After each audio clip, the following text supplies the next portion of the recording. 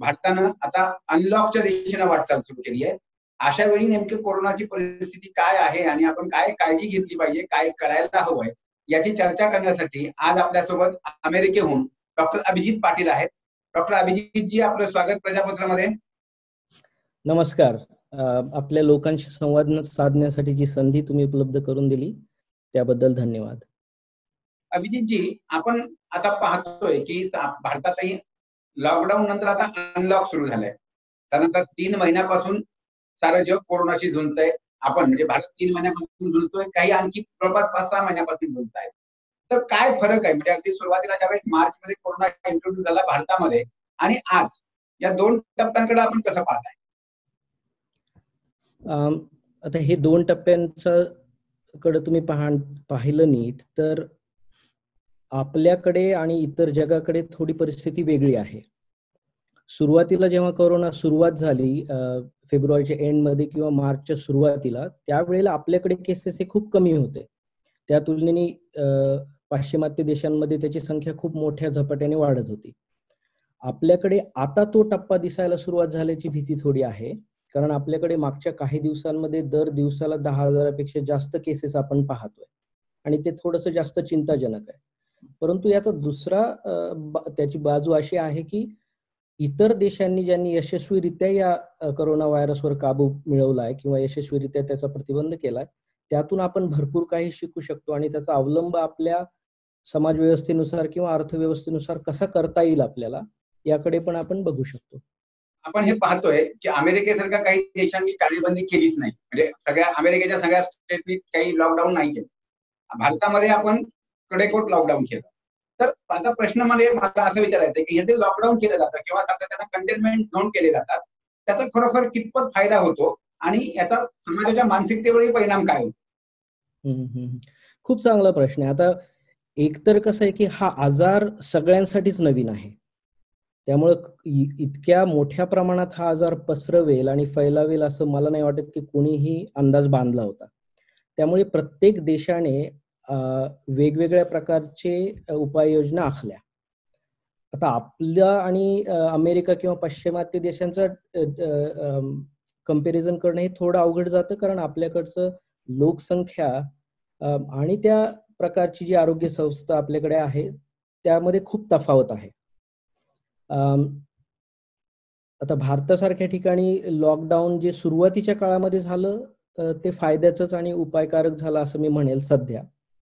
कारण सुरुवातीच्या काळामध्ये पेशंटचा खूप प्रमाणामध्ये उद्रेक होऊ नये ही संकल्पना होती आणि त्यामुळे मोठ्या प्रमाणात लोकांची जमावबंदी करण्यासाठी म्हणून लॉकडाऊनकडे तुम्ही पाहू शकता आणि त्याचा बऱ्यापैकी आणि खूप मोठ्या प्रमाणात प्रभाव सुरुवातीच्या काळामध्ये आपण म्हणूया.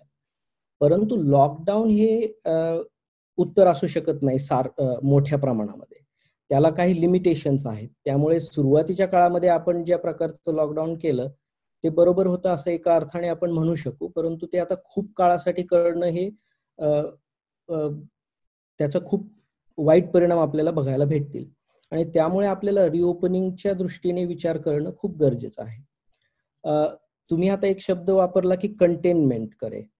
आता जेव्हा केसेस आपल्याकडे समाजामध्ये आपल्याला सापडायला सुरुवात होते, आता इथे सिमेंटिक किंवा भाषेमध्ये फरक आहे की आपण आता कम्युनिटी स्प्रेड म्हणायचं की नाही म्हणायचं, परंतु ज्या वेळेला तुम्हाला समाजामध्ये केसेस दिसायला लागतात, म्हणजे ज्या बाहेरून आलेल्या आता केसेस नाही आहेत, म्हणजे ज्या दिवसाला 10,000 केसेस आपल्याला दिसत आहेत, या ट्रॅव्हलशी संबंधित आहेतच असं आपण म्हणू शकत नाही, कारण यातली खूप कमी लोक बाहेरून येत आहेत.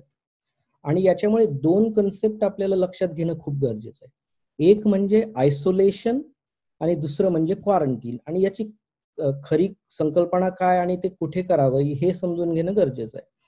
आयसोलेशन म्हणजे काय की एका व्यक्तीचं हे आयसोलेशन केलं जातं, म्हणजे अलगीकरण आपण ज्याला मराठीत म्हणू, ते एका व्यक्तीपुरतं अवलंबून असतं. ज्या व्यक्तीला कोरोनाची बाधा झाली आहे किंवा बाधा झाल्याचं आपल्याला वाटतं त्या माणसाने इतर लोकांपेक्षा अलिप्त होणं आणि तो आजार जाऊपर्यंत अलिप्त राहणं. क्वारंटीन म्हणजे एका पर्टिक्युलर ग्रुपचं क्वारंटीन केलं जातं. म्हणजे आता पूर्ण जगाला लॉकडाऊन, शहराला लॉकडाऊन करणं किंवा देशाला लॉकडाऊन करणं हे परवडण्यासारखं नाहीये, समाज व्यवस्थेलाही नाही आणि अर्थव्यवस्थेलाही नाही. परंतु जर एखाद्या एरियामध्ये तुम्हाला केसेस सापडले मोठ्या प्रमाणात, तर तो एरिया तुम्ही क्वारंटीन करा, म्हणजे अलिप्त करा इतर शहरापासून, आणि बाकीची कामं तशीच तशी सुरू राहतील. त्यामुळे हे लक्षात घेणं खूप गरजेचं आहे आपल्याला. हे जे कंटेनमेंट केलं जातं, म्हणजे पर्टिक्युलर एरिया कंटेनमेंट करणं असेल किंवा शहर लॉकडाऊन करणं असेल, त्याचे सायकोलॉजिकल परिणाम काय दाखवताना दिसत आहेत? आपण काय ऑब्झर्व करताय? याचा खूप मोठ्या प्रमाणावर समाजामध्ये उथळ-पुथळ माजली हे तर आपण पाहूच शकतो. याचा अर्थव्यवस्थेवर, समाज व्यवस्थेवर, इव्हन आपल्या शिक्षण पद्धतीवर किती परिणाम झाला हे आपण दैनंदिन जीवनातून पाहतोच आहोत. अर्थव्यवस्था आपली ही इतर देशांच्या तुलनेमध्ये खूप वेगळ्या प्रकारची आहे. आपल्याकडे 30 ते 40% लोकसंख्या ही दिवसाच्या कामावर पोट भागवणारी आहे. त्यामुळे महिना 2 महिने लॉकडाऊन ठेवून त्यांना कामापासून अलिप्त ठेवून त्यांचं जगणंच मुश्किल होणार आहे. आणि मग त्यावेळेला आपण अशा प्रश्नामध्ये द्विधा मनस्थितीत येऊ की आजारापासून वाचायचं की महामारीपासून किंवा भूकमारीपासून वाचायचं, आणि तो प्रश्न कधीच उत्तरित करणं खूप अवघड आहे. त्यामुळे ते प्रश्न एका ठिकाणी आहेत, पण आणि माझ्यापेक्षा जास्त अर्थव्यवस्थेतले आणि समाज व्यवस्थेतले लोक जास्त बोलू शकतील, पण मी 2 गोष्टींकडे लक्ष वेधू इच्छितो की या आजारामुळे ज्या समाजामध्ये द्रोही निर्माण होण्याचे प्रकार काही मी वाचले किंवा पाहिले, त्याच्याबद्दल मला जास्त काळजी वाटते. एका जातीमुळे किंवा धर्मामुळे आपण अशा गोष्टींकडे बघण्यात आता अर्थ नाही. सगळ्यांनी एकत्र येऊन काम करणं हे खूप गरजेचं आहे. कारण कोरोना हा डिफरन्स करत नाही की तुम्ही कुठल्या जाती, धर्म, पंथ किंवा कुठल्या क्लासचे आहात. ती गोष्ट लक्षात घेणं लोकांनी आणि एकत्र येऊन काम करणं खूप गरजेचं आहे. दुसरी गोष्ट आपण जी पाहिली की खूप लोकांमध्ये चुकीची माहिती या आजारामध्ये पोहोचल्यामुळे लोकांनी अक्षरशः आजार झालेल्या लोकांना वाळीत टाकणे किंवा त्यांच्याकडे वाईट नजरेने बघणे, अशा काही घटना आपल्यामध्ये घडल्या. किंवा काही डॉक्टरांना सुद्धा लोकांनी बाजूला केलं.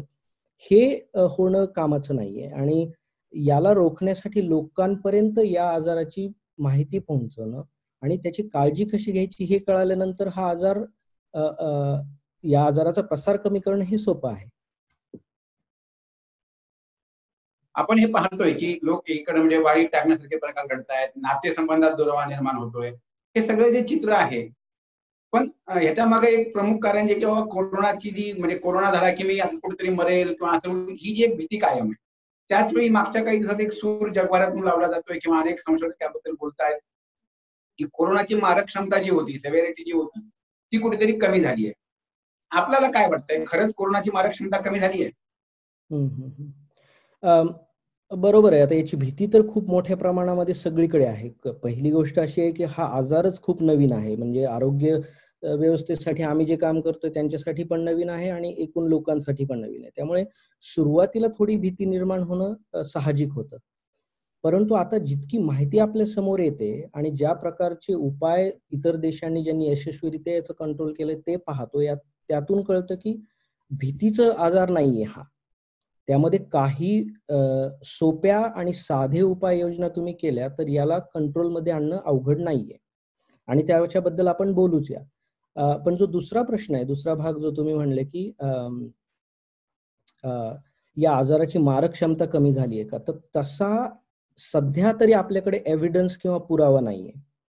माझ्या दृष्टीने किंवा मी जे आता काही वाचन केलं त्यानुसार काय माहिती येते की या 2.5-3-4 महिन्यामध्ये ज्या ज्या देशांनी खूप अग्रेसिव्ह अप्रोच केला, म्हणजे लोकांपर्यंत त्याची माहिती पोहोचवणं आणि काही बिहेवियरल चेंजेस करणं, म्हणजे लोकांच्या सवयी आहेत त्या बदलणं, याच्यानुसार हा आजार थोडासा फैलावणं कमी झालं असल्यामुळे, त्याचबरोबर आरोग्य व्यवस्थेतील लोकांची याबद्दल माहिती जास्त झाल्यामुळे आणि थोडेसे ट्रीटमेंट प्रोटोकॉल आपण जे म्हणूया ते चांगल्या प्रकारे अवलंबल्यामुळे याचं मारक क्षमता कमी झाली असं म्हणू शकू. परंतु त्या विषाणूमध्ये इव्हॉल्युशन झालंय किंवा त्याच्यामध्ये काही बदल झालेत याची माहिती आपल्यापर्यंत पूर्ण प्रमाणात नाहीये आणखी.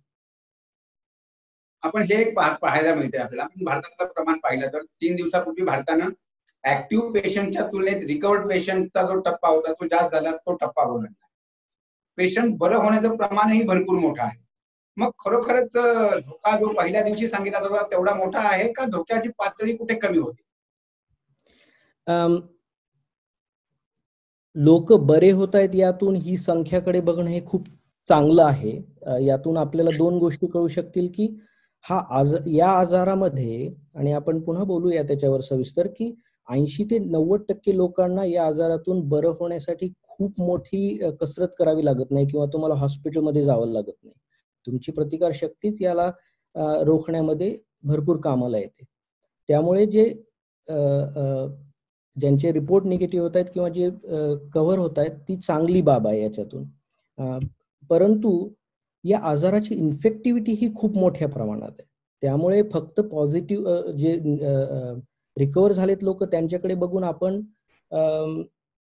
सगळं आता ठीक आहे किंवा या आजाराकडे खूप गंभीरतेने न बघण्याची पण चूक करू नये. या आजाराला दुसऱ्या आजारांबरोबर कम्पेअर करणं थोडंसं अवघड आहे. म्हणजे जे सुरुवातीच्या काळामध्ये आपण फ्लू बरोबर कम्पेअर जे करत होतो यामध्ये खूप फरक आहे. फ्लूची मारक क्षमता याच्या इतकी नाहीये.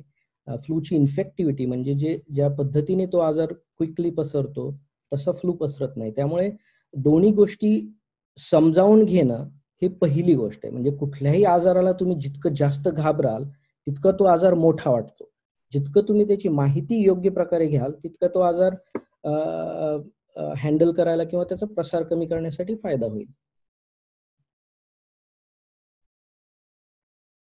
या आजाराबद्दल जे आपण बोलतो सातत्यानं की याचं इन्फेक्शन फार फास्ट होतं, फार लवकर, म्हणजे असं त्याचा रेट जास्त आहे. सर नेमकं रुग्णाच्या संपर्कात किती काळ राहिला, एखाद्या पॉझिटिव्ह पेशंटच्या संपर्कात दुसरा व्यक्ती किती काळ राहिल्यावर ते इन्फेक्शन होतं, असं काही समोर येत आहे? खूप मोठा आणि खूप महत्वाचा प्रश्न आहे. कारण या प्रश्नाच्या उत्तरातूनच त्याचा प्रसार कसा रोखायचा हे लोकांना कळू शकेल. तर आपण जे म्हणाला की इन्फेक्टिव्हिटी जास्त आहे याला किंवा कसं इन्फेक्शन होणार, तर याला म्हणायचं आपण कॉन्टॅक्ट टाइम. म्हणजे एखाद्या रुग्णाला जर आजार झालेला असेल तर त्याच्या सानिध्यात किती वेळ आणि कसे तुम्ही आलात तर तुम्हाला तो आजार होईल. आणि तर याचा चांगल्या प्रकारचं संशोधन हे सिंगापूर आणि साऊथ कोरियामधून आपल्याला बाहेर आलंय की जे WHO ने वापरलंय किंवा CDCने अमेरिकेमध्ये वापरलंय. त्याचं डेफिनेशन अशी आहे किंवा त्याची व्याख्या अशी आहे की जर कोरोना व्हायरसच्या कॉन्टॅक्टमध्ये एखादा व्यक्ती हा 15 मिनिटं किंवा 30 मिनिटाच्या जास्त मध्ये आला आणि तो त्याच्या खूप जवळ आहे, म्हणजे 4 ते 6 फुटापेक्षा तुम्ही त्याच्या जवळ आलेला आहे आणि प्लस तुम्ही दोघांनी पण मास्क नाही वापरले तर तुमची इन्फेक्टिव्हिटीचे चान्स खूप प्रमाणात वाढतात. 90% म्हणू शकतो आपण, अशा प्रकारे वाढतं. म्हणजे त्यामुळे खूप घाबरून जाण्याचं कारण नाही, कारण हा काय हवेतून उडून येत नाही. म्हणजे तुमच्या बाजूच्या घरामध्ये किंवा कॉलनीमध्ये झालाय आणि तुम्ही एकदम घाबरूनच जायला पाहिजे कारण तो उडून तुमच्याकडे येणार आहे याच्यामुळे इन्फेक्टिव्हिटी होत नाही. आणि ते खूप चांगलं प्रकार आहे, ज्याची सुरुवातीला आपल्याला भीती होती. त्यामुळे जर तुम्ही या प्रकारचा कॉन्टॅक्ट टाळला तर तुम्हाला त्याचे इन्फेक्शन होण्याचे चान्सेस खूप प्रमाणात कमी होतात. दुसरा एक सूर म्हणजे दोन वेगवेगळ्या प्रकारचे सूर आहेत की जो असिम्प्टोमॅटिक पेशंट आहे त्याच्याकडनं पण इन्फेक्शन होतं का नाही होत, म्हणजे वेगवेगळे सूर लावलेत की त्याच्यामध्ये सिम्पटम आहे त्याचं तर ठीक आहे, लगेच इन्फेक्शन होतंय, म्हणजे जसं आपण सांगितलं की 15 मिनिटांपेक्षा जास्त काळ असेल तर इन्फेक्शनचे धोका आहे. असिम्प्टोमॅटिक पेशंट पासून असा धोका कितपत आहे? पुन्हा एकदा खूप चांगला प्रश्न, कारण याच्याबद्दल रोज नवीन लिखाण आता केलं जाते वेगवेगळ्या चांगल्या जर्नल्स मधून, मेडिकल जर्नल्स मधून. पुन्हा एकदा याची माहिती मिळवणं गरजेचं आहे. जर 100 लोकांमध्ये हा आजार झाला तर आपल्याला माहिती आहे की अराउंड 40% लोकांमध्ये याची काहीच लक्षणं दिसत नाही. या आजाराचे 3 प्रकारामध्ये टप्पे किंवा विभागणी लोकांनी केली आहे. म्हणजे काही लोकांमध्ये आजार बिलकुल न दिसणं किंवा लक्षण न दिसणं, ज्याचा शब्द तुम्ही वापरला एसिम्प्टोमॅटिक. काही लोक आहेत की जे प्री सिम्प्टोमॅटिक आहेत, म्हणजे त्यांना काही दिवसांनी महत्वाचे सिम्प्टम सुरू होतील, ताप येणं, खोकला येणं, त्याच्या अगोदर त्यांना थोडे काही सिम्प्टम होऊ शकतात. म्हणजे वासाची शक्ती जाणे किंवा टेस्ट जाणे तोंडाची किंवा थोडी कणकण येणे. तर यामध्ये येतात काही प्री सिम्प्टोमॅटिक पेशंट, म्हणजे जे 15% असू शकतात, आणि उरलेले मग 30 पेशंट किंवा 10 ते 15-20% पेशंट हे सिम्प्टोमॅटिक आहेत, ज्यांना सिम्प्टम्स आहेत. तर आतापर्यंत जी माहिती पुढे आली आहे त्यामध्ये सिम्प्टोमॅटिक आणि प्री सिम्प्टोमॅटिक हा जो ग्रुप आहे तो जास्त प्रमाणात इन्फेक्शन दुसऱ्याला देऊ शकतो, अशा प्रकारचा डेटा आहे. एसिम्प्टोमॅटिक लोकांचं प्रमाण खूप कमी आहे दुसऱ्याला इन्फेक्शन देण्याचं, पण त्याचा पूर्ण डेटा आपल्याकडे नाहीये. त्यामुळे सध्या इकडे काय चालू आहे की प्रत्येकाने असंच वागायचं की आपल्याला करोना आहे, आपण तो दुसऱ्याला देऊ शकतो, आणि त्याच्यामुळे ज्या मूलभूत गोष्टी आपण कराव्या लागतील त्या जर आपण केल्या तर पुन्हा त्याचा प्रसार कमी होईल. कारण दुर्दैवाने कसं आहे की तुम्हाला मला लक्षात येणार नाही की आपण एसिम्प्टोमॅटिक आहोत की नाही. म्हणजे फॉर एक्झाम्पल जे डॉक्टर्स आहेत, यामध्ये काही जणांना हिची लागण झालेली असू शकते, पण जे ते एसिम्प्टोमॅटिक असतील आणि ते घरी गेले, तर जे हाय रिस्क पेशंट म्हणतो आपण किंवा वल्नरेबल दुर्बल घटक या आजारासाठी आहेत, की वृद्ध आहेत, मुलं आहेत, किंवा काही जणांना विशेष आजार आहेत, अशा लोकांच्या सानिध्यात आले तर तुम्ही तो आजार प्रसारित करू शकता. पण जर तुम्ही मूलभूत गोष्टींची काळजी घेतली तर तो रिस्क पण कमी होतो. त्यामुळे आपण खूप कॉम्प्लिकेटेड मध्ये जाण्यापेक्षा कोण सिम्प्टोमॅटिक कोण नाहीये, त्यापेक्षा आपण अशा गोष्टींकडे पाहिलं की आपल्या हातात काय आहे या कोरोनाला प्रसार कमी करण्यासाठी, तर तो खूप फायद्याचा ठरेल. सर याचा इम्युनिटीशी कितपत संबंध आहे? म्हणजे इम्युनिटी कशी वाढवायची, आणि जर खरोखर माझी इम्युनिटी स्ट्रॉंग असेल तर माझ्या संपर्कात जरी एखादा पेशंट आला किंवा मी एखाद्या पेशंटच्या संपर्कात आलो तर मला इन्फेक्शन व्हायचा धोका कितपत? खूप चांगला पुन्हा हा प्रश्न आहे. आणि इम्युनिटी आणि किंवा प्रतिकारशक्ती आपण जे मराठीत म्हणतो याबद्दल मी आता खूप वाचतोय, बोललं जातंय त्याच्यामध्ये प्रसार माध्यमातूनही, आणि त्यामध्ये काही गोष्टी लोकांना कळणं हे खूप गरजेचं आहे. प्रतिकारशक्ती म्हणजे आपल्या शरीराची इतर जीवाणू किंवा विषाणूशी लढण्याची जी शक्ती आहे त्याला आपण प्रतिकारशक्ती म्हणू. प्रतिकारशक्ती म्हणजे की तुमच्या शरीरामध्ये काही स्पेसिफिक किंवा काही वेगळ्या अशा पेशी असतात की ज्या शरीराच्या वेगळ्या भागामध्ये विखुरलेल्या असतात, आणि जेव्हा तुमच्या शरीरावर हल्ला होतो एखाद्या विषाणू आणि जीवाणूचा, तेव्हा ते ऍक्टिव्ह होतात. म्हणजे त्या सुप्त परिस्थितीमध्ये असतात आधी, आणि जेव्हा तुमच्यावर अटॅक होतो तेव्हाच ते ऍक्टिव्ह होतात आणि त्या इन्फेक्शनशी फाईट करण्याचा प्रयत्न करतात. त्यामुळे जो आपण सारखं शब्द वापरतो की मला प्रतिकारशक्ती वाढवायची आहे किंवा ऍक्टिव्ह ठेवायची, याची गरज नसते तुम्हाला. तुम्हाला प्रतिकारशक्ती चांगली ठेवणं हे महत्वाचं आहे. आणि याच्याबद्दल खूप सारं लिखाण, खूप सारं मेडिकल फील्डमध्ये रिसर्च झालेला आहे, त्याच्यामध्ये एव्हिडन्स आलेला आहे. लोकांनी विनाकारण घाबरून जाण्यात आणि प्रतिकारशक्ती वाढवण्यासाठी वेगवेगळे खर्चिक किंवा दुसरे जे उपाय ज्यांच्याकडे सायंटिफिक एव्हिडन्स नाही आपल्याकडे किंवा वैज्ञानिक आधार आपण ज्याला म्हणू, तो जर नसेल तर त्याच्या मागे धावण्यात गरज नाही. प्रतिकारशक्ती मी जे शब्द वापरला की या पेशी ज्या असतात त्या पेशींकडे तुम्ही जर नीट नजर टाकली तुमची प्रतिकारशक्ती चांगली राहण्यासाठी, तर या पेशींचे बिल्डिंग ब्लॉक म्हणजे आणि जे तयारी झालेले असतात ते म्हणजे प्रथिनं आणि काही व्हिटॅमिन्स किंवा जीवनसत्व यांची गरज लागते तुम्हाला. याच्यामध्ये 4 गोष्टींची खूप गरज आहे या पेशी नीट ठेवण्यासाठी. पहिली गोष्ट आहे ती म्हणजे झोप. झोपेचं महत्व आपल्याकडे खूप बोललं जात नाही, पण मी तुम्हाला सांगू शकत नाही की ती किती महत्वाची गोष्ट आहे. एक उदाहरण तुम्हाला देण्यासाठी या प्रतिकारशक्तीबाबत मी सांगतो की काही काळापूर्वी एक स्टडी झाली होती की 300 लोकांना हेपेटायटिस एचं व्हॅक्सिन दिलं, म्हणजे लस दिली त्याची. त्यातल्या 150 लोकांना ज्या दिवशी व्हॅक्सिन दिलं त्या दिवशी त्यांनी त्या रात्री 8 ते 10 तासाची खूप शांत झोप त्यांना लागावी आणि त्यांनी घेतली. इतर 150 लोकांना कुठल्या ना कुठल्या कारणाने त्यांनी जागं ठेवलं, त्यांना झोपू दिलं नाही बिलकुल. 30 दिवसानंतर या लोकांचे जेव्हा रक्ताचे नमुने तुम्ही तपासले गेले तेव्हा असं आढळलं की ज्या लोकांनी चांगली झोप घेतली होती त्यांच्या रक्तामध्ये 30% जास्त त्या हेपेटायटिस एच्या विरुद्ध काम करण्यासाठी अँटीबॉडी तयार झाल्या होत्या ज्या लोकांनी झोप नाही घेतली. आणि अशा प्रकारचे असंख्य रिपोर्ट्स आपल्याकडे आहेत. त्यामुळे झोप ही खूप आवश्यक आहे. लॉकडाऊनच्या काळामध्ये किंवा इतक्या धकाधकीच्या परिस्थितीमध्ये अवघड आहे, परंतु झोपेवर कॉन्सन्ट्रेशन करणं हे खूप गरजेचं आहे. दुसरी गोष्ट म्हणजे प्रथिनांचं प्रमाण वाढवणं तुमच्या जेवणामध्ये, आणि ते खूप सोपं आहे. जे लोक कडधान्य किंवा डाळी खातात त्यांना मुबलक प्रमाणामध्ये प्रथिन मिळतं. जे लोक अंडी मांस खातात ते त्यातून मिळवू शकतात, किंवा कॉम्बिनेशनही फायद्याचं आहे. दुग्धजन्य पदार्थातून तुम्हाला प्रथिनं कामापुरती मिळू शकतात. जीवनसत्वासाठी तुम्हाला वेगवेगळ्या गोळ्या, औषधं किंवा टॅबलेटच घेण्याची गरज नाहीये, कारण याची प्रमाण तुमच्या शरीराला खूप थोडं लागतं. त्यामुळे जर तुम्ही जे सीझनल किंवा त्या काळामध्ये मिळणारे फळं किंवा पालेभाज्या याचं 2 ते 4 वेळेला दिवसातून सेवन केलं तर तुम्हाला कामापुरते जीवनसत्व मिळू शकतात. आणि चौथी गोष्ट म्हणजे व्यायाम करणे. मग तो कुठल्याही प्रकारचा करा. म्हणजे आपल्याकडे पुन्हा तेच होतं, ऍडव्हर्टाइजमेंट खूप झाल्यामुळं अमुक प्रकारचाच प्राणायाम चांगला आहे, अमुक प्रकारचाच व्यायाम चांगला आहे, याला कुठलाही आधार नाहीये.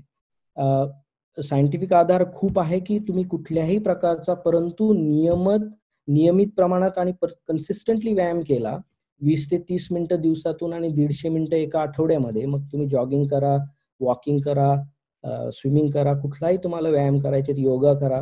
परंतु या 4 गोष्टी जर आपण केल्या की ज्या सोप्या आहेत, मी जसं सुरुवातीला म्हणल्याप्रमाणे साधे आणि सोपा कुठलाही उपाय करणं हा दीर्घकालीन तुम्हाला करण्यासाठी पण सोपा आहे आणि त्याचे फायदे पण जास्त आहेत.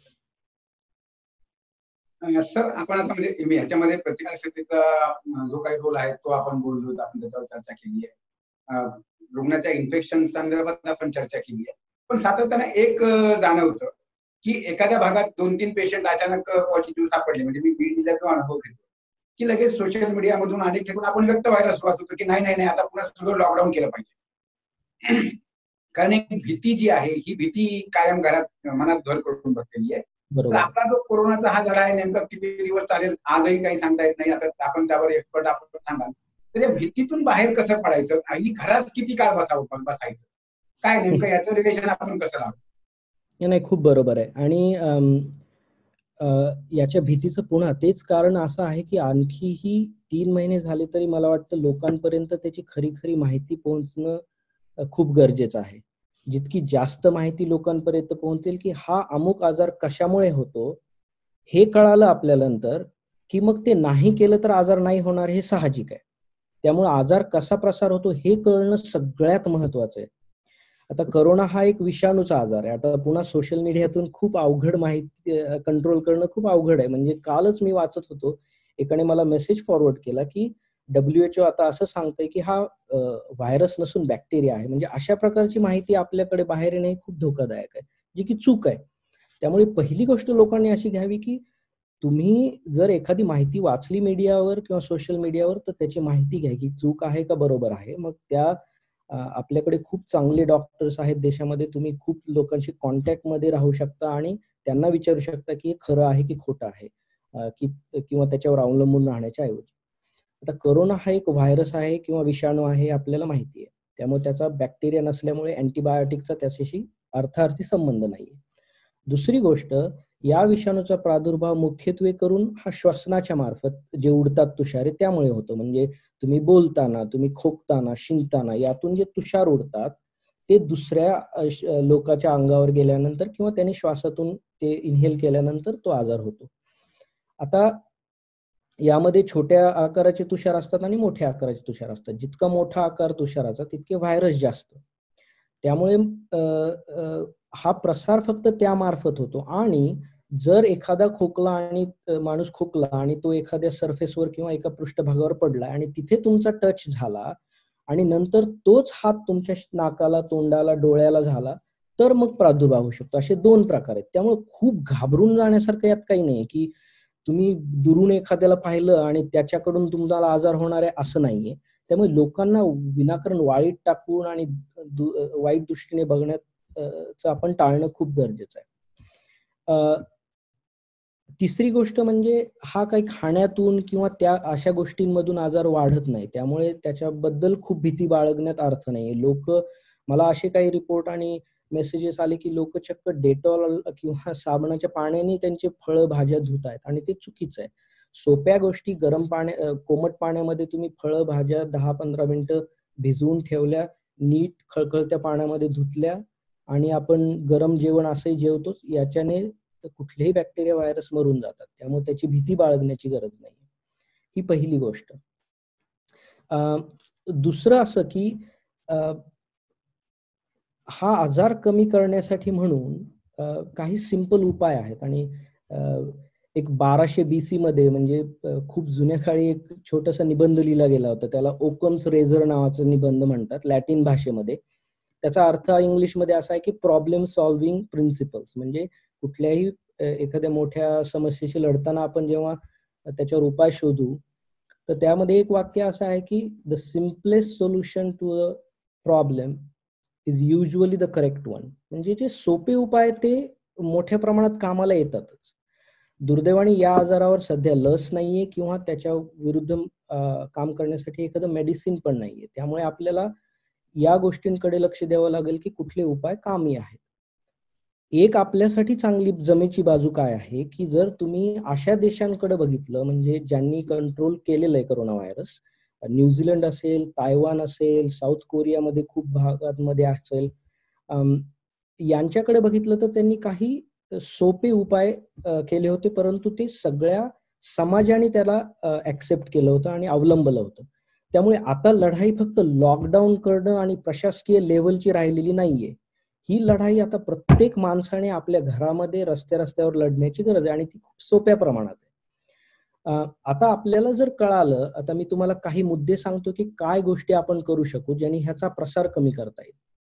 आणि मी तुम्हाला मेडिसिन मध्ये कुठलीही गोष्ट खूप खात्रीशीर म्हणता येत नसते, पण 80 ते 90% याच्यावर कंट्रोल करण्यासाठी काही 4-5 गोष्टी आपण केल्या तर आपण ते खूप आरामात करू शकतो. पहिली गोष्ट म्हणजे याबद्दल पॅनिक न होता याच्याबद्दल जास्तीत जास्त माहिती गोळा करणे. आणि तुम्ही जसं हा प्रयोग करताय तो खूप स्तुत्य आहे की ज्या लोकांना याची माहिती आहे त्या लोकांना तुम्ही लोकांपर्यंत पोहोचवा आणि त्यांच्याकडून या आजाराबद्दल माहिती घ्या.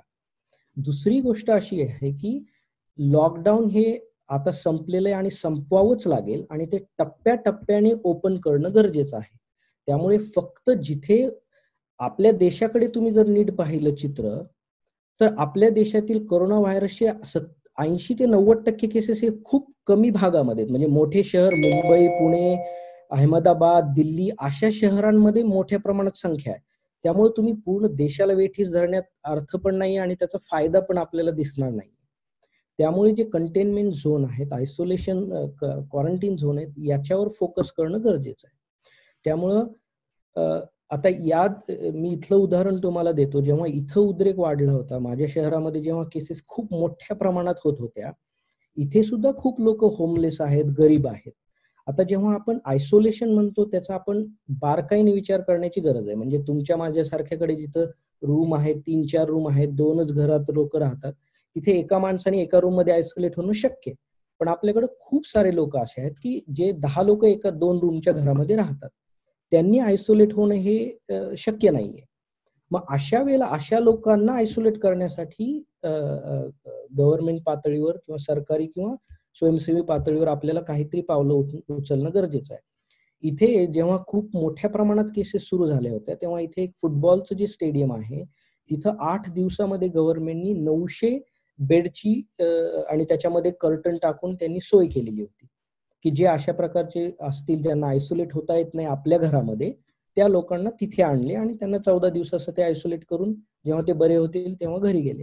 अशा प्रकारच्या काही उपाययोजना आपल्याला करता शक्य आहे का हे पाहावं लागेल आणि काही ठिकाणी ते केले गेल्या. शाळा, कॉलेजेस यांना तयारी करणं गरजेचं आहे, ते आपण करू शकतो. आणि कंटेनमेंट झोन मी पहिल्यांदा म्हणल्यासारखं की तेवढ्याच जागी जिथे खूप मोठ्या प्रमाणात केसेस जाणवत आहेत त्यांना तुम्ही, म्हणजे एखादी कॉलनी असेल, त्या कॉलनीला तुम्ही चांगल्या प्रकारे माहिती द्या की तुमच्या तिथे केसेस आहेत आणि आपण ही कॉलनी बंद करूयात, त्यांची आवक जावक त्यातून होणं हे कमी करूयात. परंतु त्याचबरोबर त्यांना अन्नधान्य भेटेल, त्यांना फळभाज्या भेटतील याची पण सोय करणं गरजेचं आहे. कारण आपण खूप बघितलं की लोक पळून जात आहेत, इव्हन हॉस्पिटलमधून लोक पळून गेले.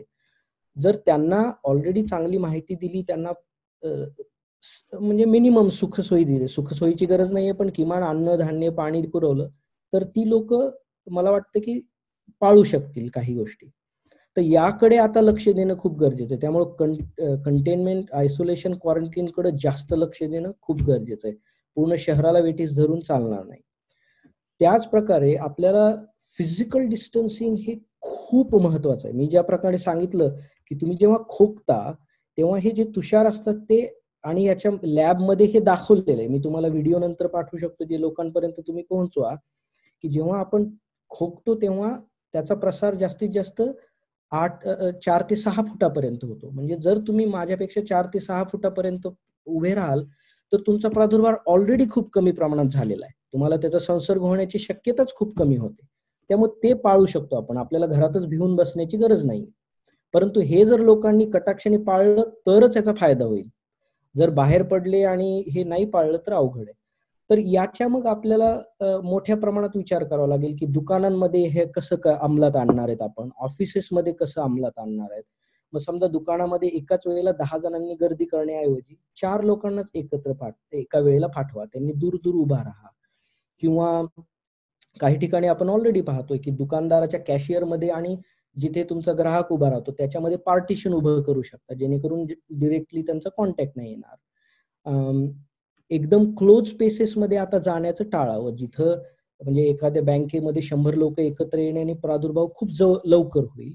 तर एका वेळेला 10-15 जण जावं, खिडक्या उघड्या ठेवाव्यात ज्याने हवा खेळती राहील. मला ह्याची पण जाणीव आहे की लोकसंख्या खूप मोठ्या प्रमाणात असल्यामुळे काही गोष्टी स्लो होतील, पण आता आपल्याला अशी वेळ आली की आपण काय चूज करणार आहे. मग अशा प्रकारचे छोटे छोटे उपाय जर केले तर ते कामाला येतील. त्याच्यानंतरचा सगळ्यात मोठा आणि खूप साऱ्या पुराव्यांनी दाखवून दिलेला उपाय म्हणजे मास्क वापरणं. मास्क वापरणं हे खूप आणि अत्यंत गरजेचं आहे. पण याच्यामध्ये काही गोष्टी लक्षात घेणं खूप गरजेचं आहे. मास्कचे वेगवेगळे प्रकार असतात. म्हणजे फिजिशियन्स किंवा सर्जिकल मास्क हे वेगळं झालं किंवा N95 मास्क वेगळं झालं. N95 मास्क हे त्या लोकांची गरजेचे की जे खूप क्लोज कॉन्टॅक्टमध्ये, म्हणजे डॉक्टर्स, नर्सेस किंवा इतर जे लोक कोरोना व्हायरसच्या पेशंटची काळजी घेत आहेत त्यांनी वापरणं वेगळं. सामान्य लोकांनी 2-3 लेअर असलेलं साधं कपड्याचं मास्क वापरलं तरी पण ठीक आहे. परंतु एक गोष्ट लक्षात घेणं खूप गरजेचं आहे की जो माणूस मास्क वापरतो त्याला त्याचा खूप फायदा नाहीये. फॉर एक्झाम्पल मी तुम्हाला दाखवतो की हा मास्क माझ्याकडे आहे आणि मी मास्क वापरला, तर इकडे ओपनिंग आहे, बाजूनी ओपनिंग आहे, त्यामुळे समोर जर माझ्या कोणी खोकलं तर तो इकडून आणि तिकडून व्हायरस जाणारच आहे.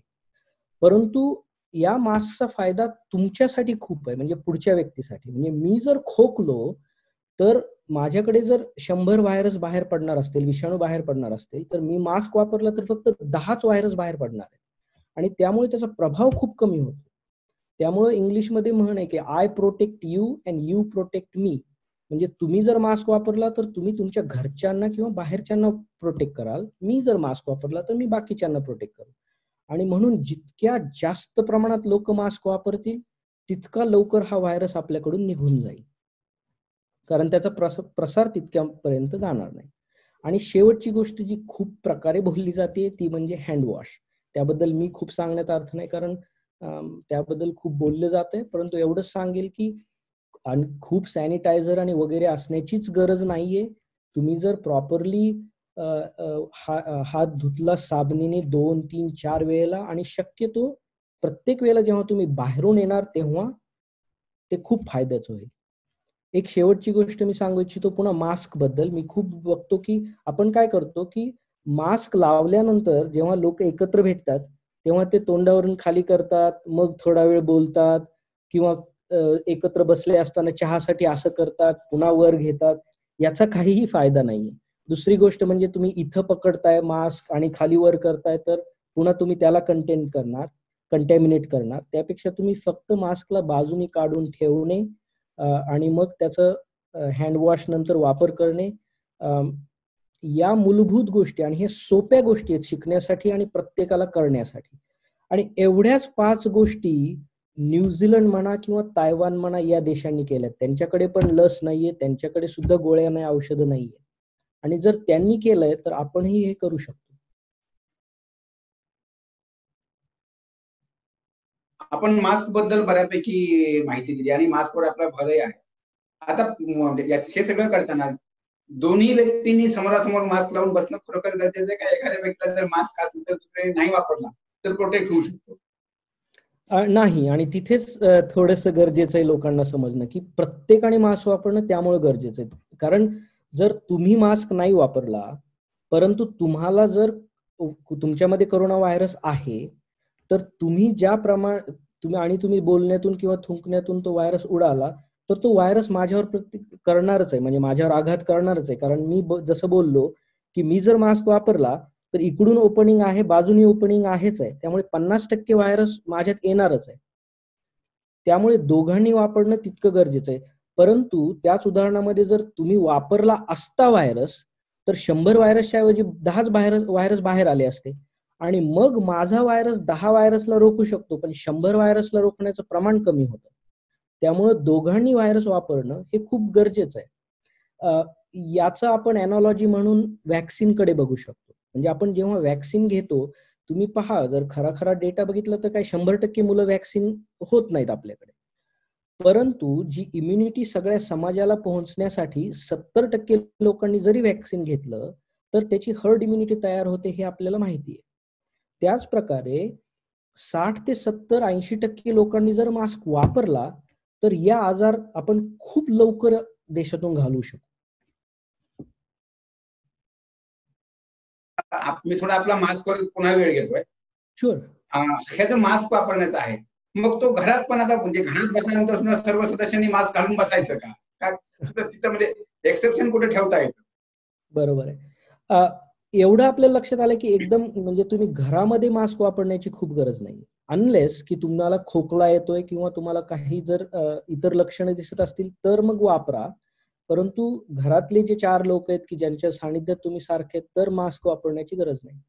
परंतु जर एखादा घरातला माणूस सारखं बाहेर जाण्याची त्याला गरज आहे आणि त्याला अपेक्षित आहे की मी अशा लोकांच्या कॉन्टॅक्टमध्ये येऊ शकेल कदाचित, तर त्यांनी वापरण्याचा विचार करावा. आता ही गोष्ट थोडी येस किंवा नो मध्ये आन्सर देणं खूप अवघड आहे. म्हणजे फॉर एक्झाम्पल डॉक्टर बिचारे जे सारखं काम करतायत त्यांनी काय करायचं घरी आल्यानंतर? त्यांनी सारखं मास्क वापरायचा का?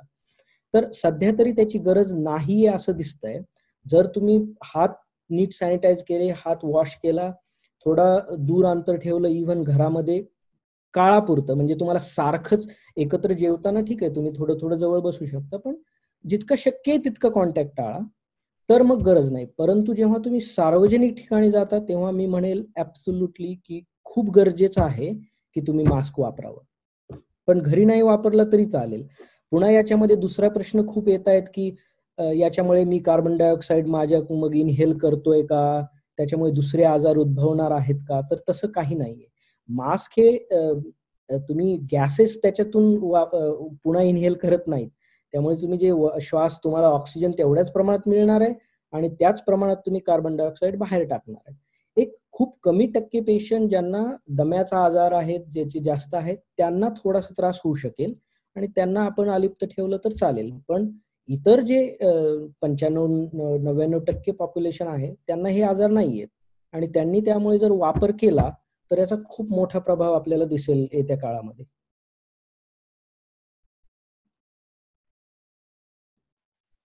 धन्यवाद अभिजितजी. अत्यंत चांगली माहिती आपण प्रजापत्राच्या माध्यमातून सर्वांसाठी शेअर केली आहे. की हा लढा किती दिवस असेल, किती काळ असेल ते आज कोणीच सांगू शकत नाही. या लढ्याला घाबरून किंवा कोरोनाला घाबरून घरातही बसता येणार नाही. अशा वेळेस सुरक्षितरित्या कसं जगायचं, सुरक्षित आपले व्यवहार कसे पार पाडायचे, हे सर्व प्रजापत्राच्या दर्शकांसाठी, प्रजापत्राच्या वाचकांसाठी सांगितलंय. पुन्हा एकदा आपलं आभार प्रजापत्र परिवाराकडून. धन्यवाद. धन्यवाद.